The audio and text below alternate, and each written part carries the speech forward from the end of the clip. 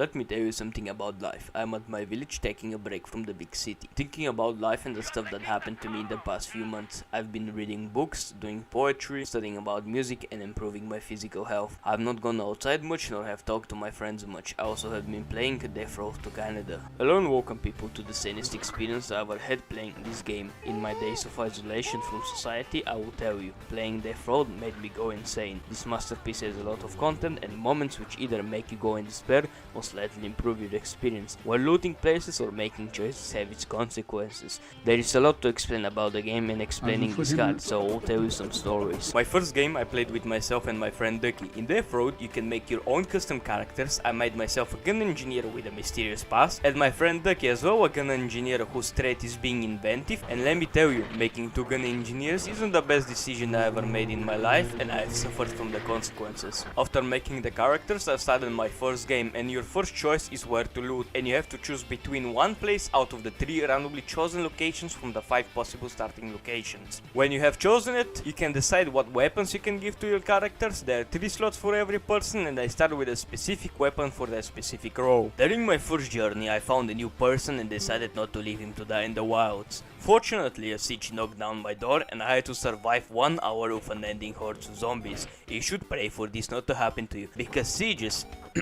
are one of the reasons I keep getting heart attacks. I survived the siege with no casualties, got new guns and immediately got in another siege. Thankfully I had supplies and survived this terrible accident, only to run out of gas, lose my car, lower my cruise morale, get stopped by bandits and be sleep deprived. But my friend Eddie got us a new car with gas, and this event gave me a relief. Because if you lose your car in Death Road, expect to get butt fucked and judged by the game, because you couldn't manage to have enough gas for your car to run, or didn't have a mechanical expert to repair it if it's almost broken. I will tell you, I've never felt more stressed from losing my car. The relief was short-lived. A couple of events popped up and demoralized my entire crew. Then Eddie roasted me and I lost all hope. Then I left the group. My friends got a morale boost and called me a nerd. It made me blame my friend for this treason, and I know that he doesn't have anything to do with it, but who should I blame really? After the terrible turnout of events, I found a trading camp, and trading camps are safe zones where you can buy or sell guns, resources and recruit new characters. As well, if some of them have houses, loot them,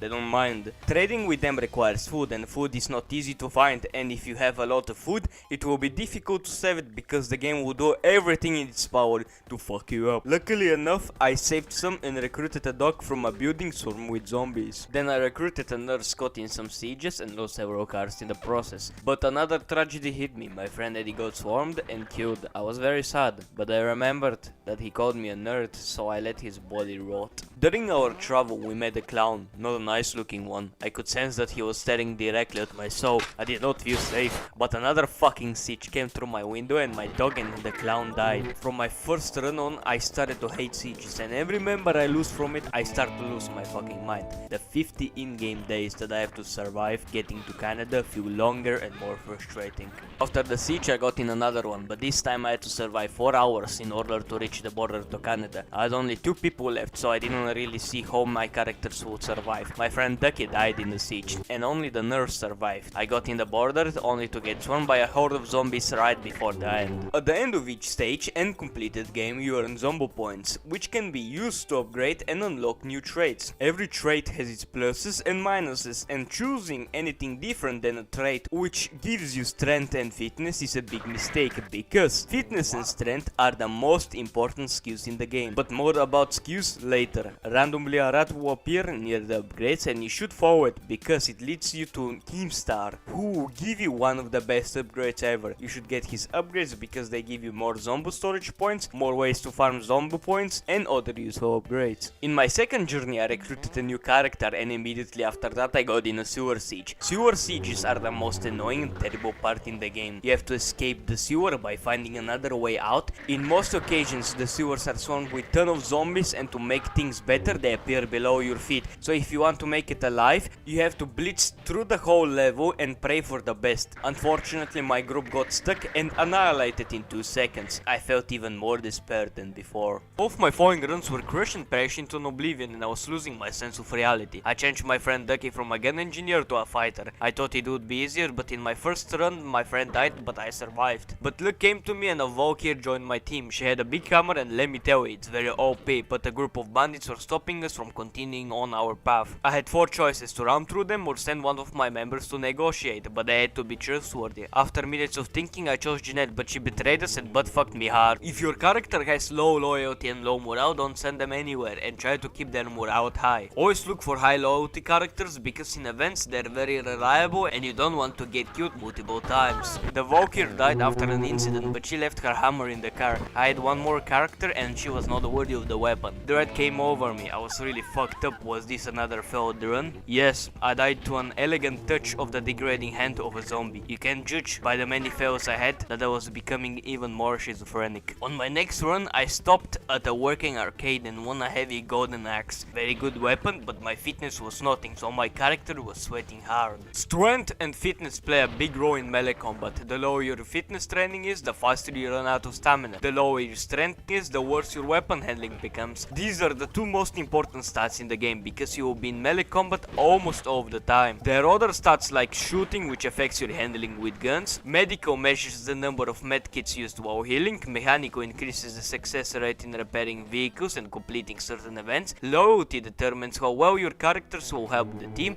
Morale, which has to be kept at high value so your characters don't leave. Wits determines a survivor's ability to think. Attitude determines if your character is an asshole or not. Composure shows how chill your character is. There are 2 stats which are not shown on the screen. Vitality is how much health you have, and dexterity your character's speed. After I got the axe, I died in a sewer siege the second after. I decided to change the game mode of the game from normal mode to rare characters mode. It's the second best game mode. The first is O-star P-star P. The only thing you have to know about game modes is that marathon mode is the reason I scream at night at my PO and allow the voices in my head to control my life. K-star, E-star, P-star A is a mental breakdown. Rare characters mode is easy mode, you will get very good characters. O-star P-star P, the best game mode ever, you can choose what rare characters you want to play as. The other ones, don't care. After the change, I found a character which the average Wojak soy fanboy will go crazy for. Mr. L Star.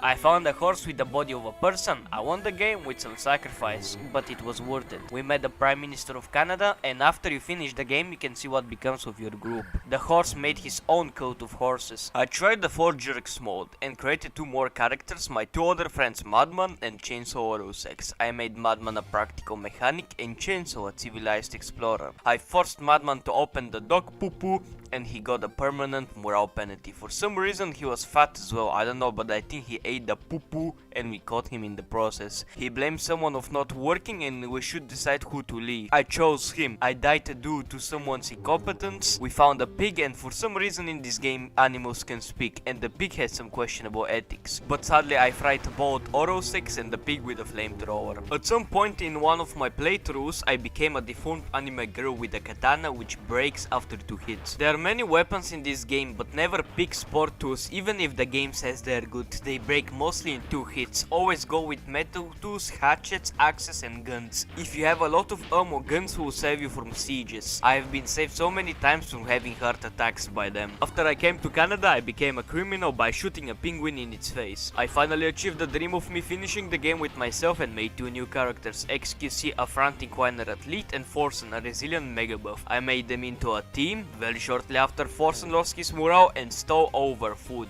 very based. The other game I had with both of them I got the rare place with a machine which made Forsen into Water White, and with many sacrifices only Forsen White reached Canada. As a reminder I will give you an advice, never let your characters hit the gas barrel because it will kill your whole team. I speak of experience. At some point I found a machine again and became a furry, then I found a toilet genie. When you open enough toilets you may be lucky enough to get it. From all of the options don't pick the 4th if you don't want to have zombies reign over you. Sometimes when your car is almost broken it will take some time for it to start. Good luck if there's swarm of zombies. Every good game comes with its bonus content, cheat engine, and at some point you will need it if you want to complete it after millions of attempts. I finally could use some of the guns I could never get, and the minigun and the chainsaw are the peak of humanity. Overall a good game, very much content and suffering at times. I like it a lot but it drained my sanity. Very recommendable, don't check your walls, I'm inside them. Rip your skin instead, listen to the voices, enjoy your day. Adios.